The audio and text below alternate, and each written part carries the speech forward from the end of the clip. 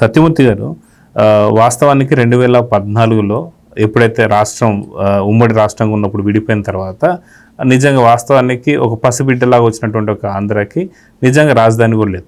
రాజధాని అంటూ ఖచ్చితంగా అప్పుడున్నటువంటి ఒక సుదీర్ఘ అనుభవం ఉన్నటువంటి ఒక చంద్రబాబు నాయుడు గారిని సీఎంగా చేసుకున్నారు ఆంధ్ర ప్రజలు. అయితే 19 దాకా ఎలా జరిగింది ఏంటి అనేది తెలుసు. కాకపోతే విజనరీ ఉన్నటువంటి ఒక చంద్రబాబు నాయుడు గారు ఒక చిన్న మాట, తాత్కాలిక అసెంబ్లీ కావచ్చు, హైకోర్టు కావచ్చు అన్న మాటకి దాన్ని కంప్లీట్గా నిజంగా కొంత వక్రార్థాలు తీసేసి వాళ్ళు తీసినటువంటి వైసీపీ నేతలు చూసాం. కానీ ఇప్పుడు మళ్ళీ అలాంటి ఏమైనా తప్పిదాలు ఏమైనా జరుగుతున్నాయా? ఇది శరవేగంగా అయితే నడుస్తున్నాయి, కన్స్ట్రక్షన్స్ కానీ ఇవన్నీ కూడా జరుగుతున్నాయి. కానీ ఇప్పుడు దీన్ని కూడా తప్పుదో పట్టించేటువంటి యొక్క పరిస్థితులు కొంత ఇస్తున్నారేమో అని చెప్పి అనిపిస్తుంది. వాస్తవానికి 2028 లేదా 2029 నాటికి ఏం జరగబోతుంది, ఎలాగా వెళ్ళబోతుంది అంటే ఏం చెప్తారు మీరు? ఇక్కడ అమరావతి అనేది ఓవర్ నైట్ బిల్డ్ అయ్యేదైతే కాదు, ఆ విషయం అందరికీ తెలుసు. దీన్ని జగన్మోహన్ రెడ్డి నీళ్లు నిలిపిన ఐకానిక్ టవర్స్ రాఫ్ట్ ఫౌండేషన్ కూడా చెక్కు చెదరలేదు. అంటే నేను ఈ పాయింట్ ఎందుకు, మీరు అడిగిన క్వశ్చన్ ఏంటి, నేను చెప్తున్నది ఏంటి అంటే దీనికి కనెక్షన్ ఇది చెప్తున్నాను నేను. అంటే ఆ రోజున వేసిన ఫౌండేషను అంత పక్కడబందీగా ఉన్నది కాబట్టే ఏమీ కాలేదు. ఈ రోజున జగన్మోహన్ రెడ్డి అక్కడ సర్కారీ తుమ్మ చెట్లు మొలిపించిన తర్వాత కూడా, ఇన్నేళ్ల తర్వాత కూడా వాటికి మామూలుగా తలుపులు ద్వారబంధాలు ఫిట్ చేసుకుంటే పనికి వచ్చేసినాయి. బిల్డింగ్లన్నీ కూడా ఇంటాక్ట్ ఉన్నాయి. ఇప్పుడు అవన్నీ కూడా అయిపోయింది. మనం సిఆర్డిఏ బిల్డింగ్ మనం చూసాం, ఇనాగరేట్ చేసుకున్నారు, దాని నుంచి పని చేస్తూ ఉన్నారు. ఇక్కడ మెయిన్ ప్రాబ్లం ఏమిటి అంటే ఎక్కడ జాప్యం జరుగుతున్నది అంటే రోడ్డు కనెక్టివిటీ అనేది చాలా ఇంపార్టెంట్ టాస్క్ అయిపోయింది. Road connectivity, seed access road, లేకపోతే లింక్ రోడ్లు, లేదు లేఅవుట్లలో ఉన్న రోడ్లు, రైతులకి ఇచ్చిన ప్లాట్లకి కనెక్టివిటీ రోడ్లు, ఇవి టాప్ ప్రయారిటీ మీద తీసుకోవాల్సిన అవసరం ఇప్పుడు ఏర్పడది. ఇన్ని రోజులు జగన్మోహన్ రెడ్డి ఉన్నన్ని రోజులు మీరు జాగ్రత్తగా ఆలోచించండి. జగన్మోహన్ రెడ్డి ఉన్నన్ని రోజులు అమరావతిని కాపాడుకోవటానికే ప్రతి ఒక్కడూ ప్రయత్నం చేశాడు. అంటే దీపం అక్కడ పెట్టున్నది, బాగా గాలి కొడుతున్నది, ఈ దీపం ఆరిపోకుండా ఉండాలని ప్రతి ఒక్కడూ చేతులు అడ్డం పెట్టాడు, నుంచున్నారు దీపం ఆరిపోకుండా చూడటానికి. ఇప్పుడు ఏంటి అంటే ఆ దీపం కాంతులు అందరికీ రీచ్ కావాలి అనేది ఆశ. ఆశ కాదు, దాన్ని వాస్తవంలోకి తీసుకొస్తాను అని చంద్రబాబు నాయుడు చెప్తున్నాడు, అందరు నమ్ముతున్నారు. ఇక్కడ కొన్ని సమస్యలు ఉన్నమాట వాస్తవం, సమస్యలు లేవు అని చెప్పేంత అమాయకుడిని నేనైతే కాదు. కొన్ని సమస్యలు ఉన్నాయి, ఆ సమస్యల్ని ఎట్లా పరిష్కరించుకోవాలో చూడాలి. ఆ ఉన్న సమస్యల్ని పరిష్కరించడానికి చంద్రబాబు నాయుడు ఏం చేశాడు అంటే మున్సిపల్ అడ్మినిస్ట్రేషన్ మంత్రి నారాయణ, కేంద్ర మంత్రి పెమ్మసాని చంద్రశేఖరు, ఆ లోకల్ ఎమ్మెల్యే శ్రవణ్ కుమార్ తోటి 3 మెంబర్డ్ కమిటీ, మీరు వెంటనే సమస్యలు పరిష్కరించండి అంటే కరెక్ట్గా 4 రోజుల్లో అన్ని సమస్యలు అయిపోయినాయి. అంటే దాదాపుగా మొత్తం 80%, 85% సమస్యలు పూర్తయినాయి, సాల్వ్ అయిపోయినాయి. ఇప్పుడు నెక్స్ట్ చేయాల్సింది ఏంటి అంటే, ఇంత జరగటానికి ప్రతి వాళ్ళు ఏమంటారు అంటే, అదేంటండి చంద్రబాబు నాయుడికి అడ్మినిస్ట్రేషన్లో చాలా అనుభవం ఉంది కదా, ఆయన ఇంత టైం ఎందుకు తీసుకోవటం అని అడుగుతారు అందరూ. ఇప్పుడు అందరి బాధ అదే, చంద్రబాబు నాయుడే సమస్య పరిష్కరించలేకపోతే ఇంక ఈ భూప్రపంచంలో ఇంకెవడు పరిష్కరిస్తాడు అనేది ప్రతివాడి ఆర్గ్యుమెంటు. అందుకని అంత జటిలమైన సమస్యలు కూడా ఆయన ముందరకు వస్తూ ఉన్నాయి.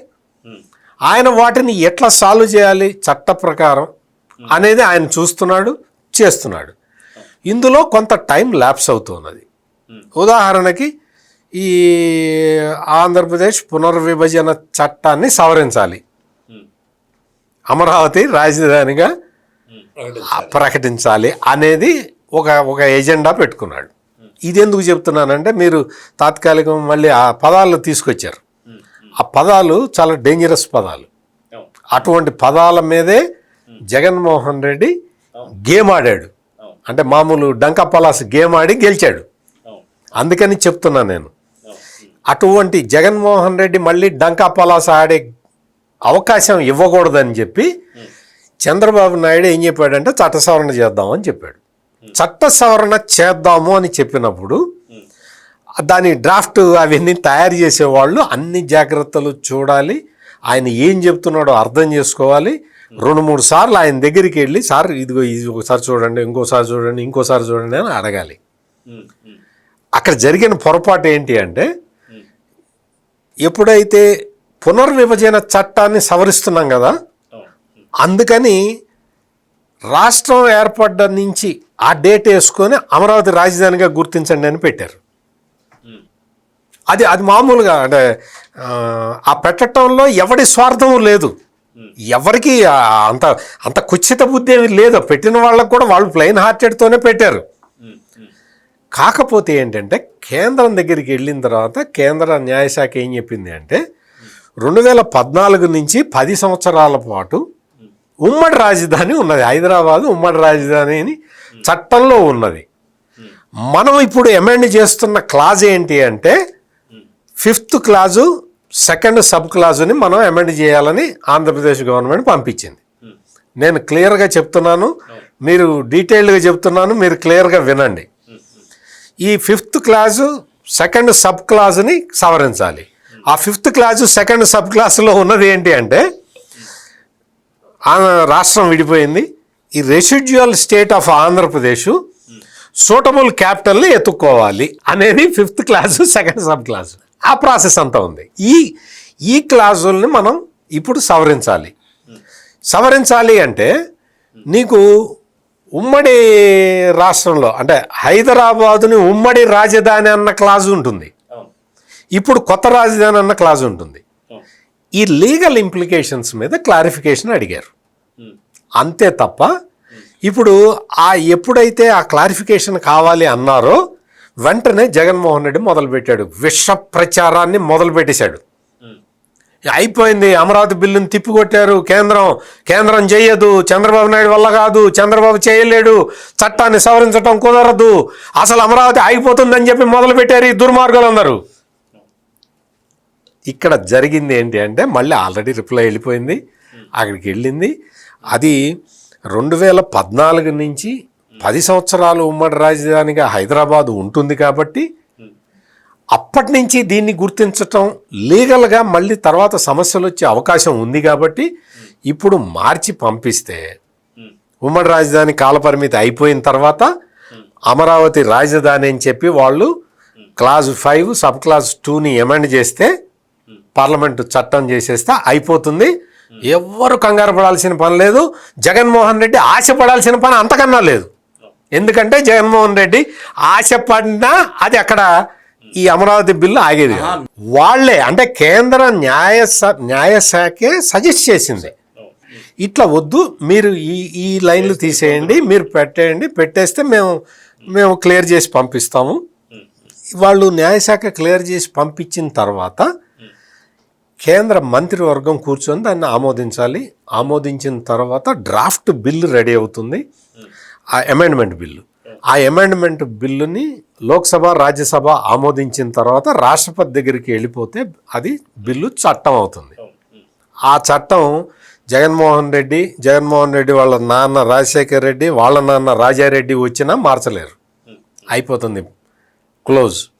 అందుకని ఏంటి అంటే ఇది ఎప్పుడైతే ఈ ఇష్యూని వచ్చిందో అప్పటి నుంచి జగన్మోహన్ రెడ్డికి నిద్ర పట్టట్ల, రాత్రిపూట నిద్ర పట్టట్ల, పట్టక పిచ్చి రాతలు రాయిస్తూ ఉన్నాడు. బిల్లు రాదు, బిల్లు తిరగొట్టారు, బిల్లు ఇది చేశారు, బిల్లు అది చేశారు, అమరావతి చట్టబద్ధం కాదు, అమరావతికి చట్టబద్ధత లేదు అని కొంతమంది మేధావుల ముసుగులో ఉన్న ఈ వైసీపీ బ్యాచ్ అంతా కూడా వాళ్ళు దిగి పెద్ద విశ్లేషణలు చేస్తూ ఉన్నారు. పెద్ద విశ్లేషణలు, ఈ బిల్లు ఇంకా కాదు, ఈ బిల్లు ఆగిపోయింది. నేను ఇప్పుడు చెప్తున్నాను, రాసుకోండి. మొత్తం క్లారిఫికేషన్ వచ్చేసింది, క్లియరెన్స్ వచ్చింది. కేంద్ర ప్రభుత్వం ఎట్లా అయితే చట్టబద్ధత ఎట్లా ఉండాలో సజెస్ట్ చేసిందో ఆ విధంగా పంపించారు. ఇది కేంద్ర మంత్రివర్గంలో చర్చిస్తారు, బిల్లు పెడతారు, పార్లమెంటు ఆమోదిస్తుంది, రాష్ట్రపతి ముద్రేస్తారు. డోంట్ వరీ, మీరేమి పెద్ద ఆశలు పెట్టుకోమాకండి. ఈ వైసీపీఎన్లకి చెప్తున్నా నేను. ఆడెవడో ఒకడు రాస్తాడు సోషల్ మీడియాలో, పచ్చ మీడియా కళ్ళలు కన్నట్టు అమరావతి ఇక కళ్ళే అంటాడు. పచ్చ మీడియా ఏందిరా నీకు? అంటే బూతు మాట మాట్లాడాలి కానీ పచ్చ మీడియా ఏంది? నువ్వు ఆంధ్రప్రదేశ్లో పుట్టిన వాడివా పుట్టని వాడివా? నీకు తెలిసిన వాడివా తెలియని వాడివా? నీకు రాజధాని లేకుండా ఎండబెట్టాడు కదా జగన్మోహన్ రెడ్డి. అప్పుడు బాగుందా? అప్పుడు ఆనందంగా ఉందా? అందుకని ఇటువంటి తప్పుడు రాతలు రాసుకుంటూ సమాజాన్ని తప్పుదోవలో పట్టించాలి అని చూస్తున్న ఇటువంటి వాళ్ళ వల్ల అమరావతిలో జాప్యం జరుగుతున్నది, అమరావతిలో సరిగ్గా జరగట్లేదు అన్న అపప్రద నడుస్తూ ఉన్నది. ఇంకొక ఆయన ఉన్నాడు, ఆయనకి 90 ఏళ్ళలో 100 ఏళ్ళలో ఉంటాయి. ఆయన పేరు వడ్డే శోభనాధీశ్వరరావు. ఆయన వచ్చి చెప్తాడు, 2వ విడత పూలింగ్కి, ల్యాండ్ పూలింగ్కి రైతులు ఇవ్వమాకండి అని పిలిపించాడు. నీకెందుకు? What is your interest? Tell me. నీకేం ఇంట్రెస్ట్? నువ్వెందుకు ఒక జగన్మోహన్ రెడ్డి చేతిలో కీలు బొమ్మలాగా నువ్వెందుకు మాట్లాడుతున్నావు? నీకేం అవసరం? చంద్రబాబు నాయుడు వచ్చాడు, మాట్లాడాడు, ఆ రైతుల్ని అడిగాడు, అయ్యా ఏంటి మా పరిస్థితి ఏంది, మా సమస్యలు ఎట తీరుస్తారంటే నేను త్రిసభ్య కమిటీ వేశానని చెప్పాడు. వేసిన తర్వాత మళ్ళీ 4 రోజులకి వెళ్ళాడు, సమస్యలు ఉన్నాయా, ఏమన్నా పరిష్కారం అయినాయా, ఎంతవరకు వచ్చినాయా అని అడిగితే రైతులు ఆనందంగా అన్ని సాల్వ్ అవుతున్నాయండి అని చెప్పారు. 16,000 ఎకరాలు ఇస్తున్నారు ఇప్పుడు. అదే చెప్తున్నా. చెప్పిన తర్వాత చంద్రబాబు నాయుడు అడిగాడు రైతుల్ని, మరి మీరు సాటిస్ఫై అయితే నేను 16,660 ఎకరాలు సెకండ్ పూలింగ్ కోసం వెళ్తాను, 2వ విడత పూలింగ్ కోసం. మీరు సాటిస్ఫై అయితేనే చెప్పండి, లేకపోతే నేను 2వ విడత సమీకరణకి వెళ్ళను అని క్లియర్గా చెబితే రైతులు చప్పట్లు కొట్టి, అయ్యా మీ మీద మాకు నమ్మకం ఉంది, 16,660 ఎకరాలను మీరు 2వ విడత సమీకరణ కింద తీసుకోండి అని రైతులు చప్పట్లు కొట్టి చెప్పారు. ఈ వడ్డే శోభనాధీశ్వరరావుకి ఏంటి objection? What is his problem? నీకు 2వ విడత సమీకరణ చేస్తున్నది ఎందుకో కూడా స్పెసిఫిక్గా చెప్పారు. దీనికోసం బలానా, దీనికోసం మేము ఈ సమీకరణ చేస్తున్నాము అని చెప్పారు. రైతుల్ని రెచ్చగొట్టే వీళ్ళందరూ, ఇటువంటి ఎలిమెంట్స్ అందరూ కూడా వచ్చి మేము సమీకరణకి మేము అంగీకరించము అని కొంతమంది చెప్తూ ఉన్నారు. మీకు మున్సిపల్ వ్యవహారాల మంత్రి నారాయణ ఏం చెబుతున్నారంటే, పర్వాలేదండి, 7 గ్రామాలు ఒప్పుకున్నారు. చాలామంది ఒప్పుకున్నారు, అందరూ ఒప్పుకుంటున్నారు. మీకు అభ్యంతరం అయితే మీరు ఇవ్వమాకండి, మేము భూసేకరణ చట్టం ప్రకారం మీ దగ్గర నుంచి భూమి తీసుకుంటాము.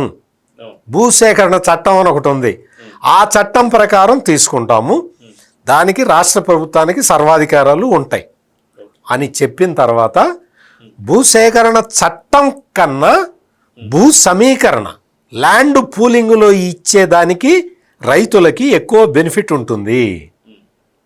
అందుకని వాళ్ళల్లో వాళ్ళు మళ్ళీ మాట్లాడుకొని, వద్దు సార్ భూసేకరణ చట్టం వద్దు, సమీకరణ కింద ఇస్తామని చెప్తూ ఉన్నారు.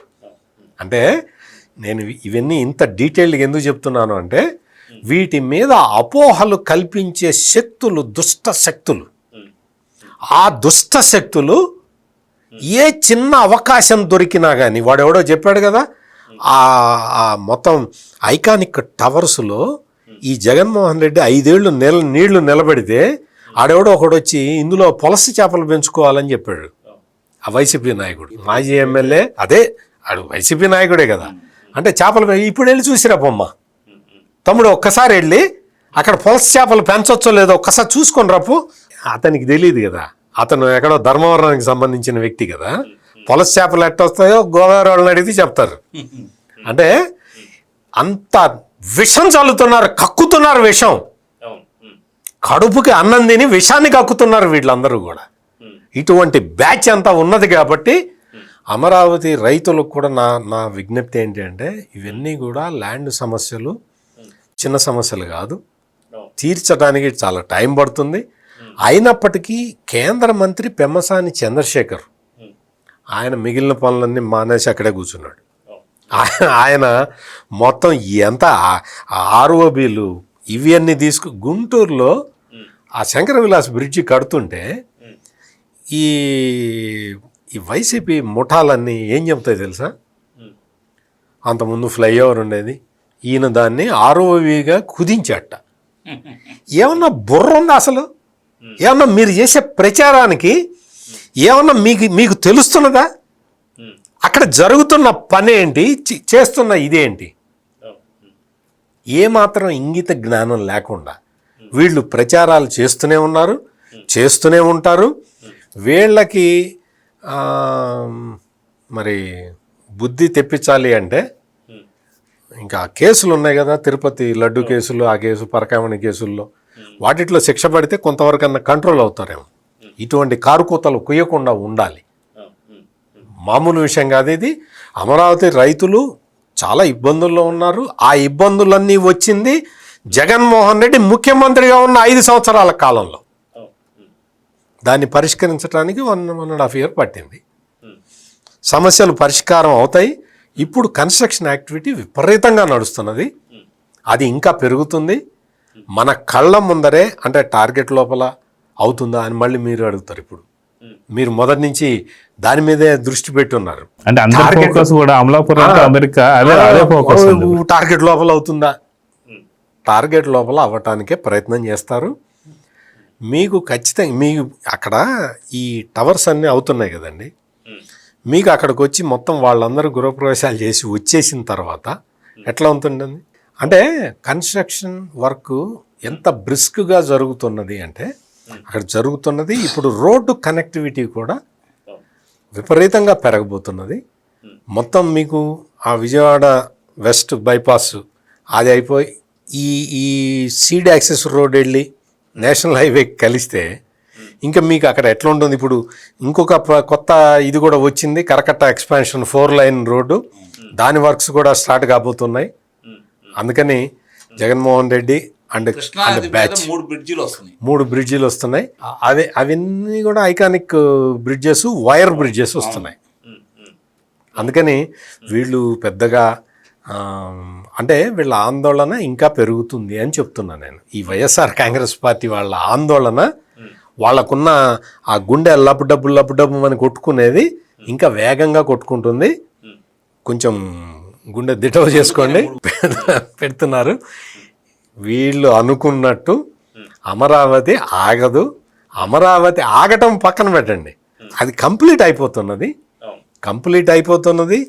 మీకు ఈ విద్యాలయాలు చాలా వచ్చినాయి కదా, యూనివర్సిటీలు వచ్చినాయి కదా, అక్కడ ఎట్లా ఉంటుందో కోలాహలం ఒకసారి చూసి వస్తే 60,000 మంది ఎంత అద్భుతమైన ఒక దృశ్యం కనపడుతూ ఉంటుంది అక్కడ.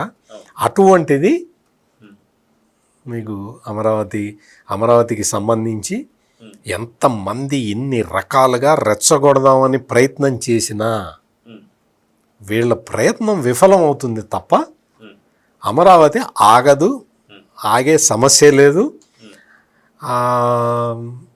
మీకు ఇంకా ఈ బిల్డింగులు అవన్నీ కంప్లీట్ అయిపోయిన తర్వాత, అంటే ఐకానిక్ టవర్సు ఇప్పుడు +1 దాకా వచ్చినట్టున్నది. ఇంకా మొత్తం చూస్తే దాని స్ట్రక్చర్ పైకి వెళ్తున్న కొద్దీ ఈ వైసీపీ వాళ్ళ గుండెలు కిందకి వెళ్తూ ఉంటాయి.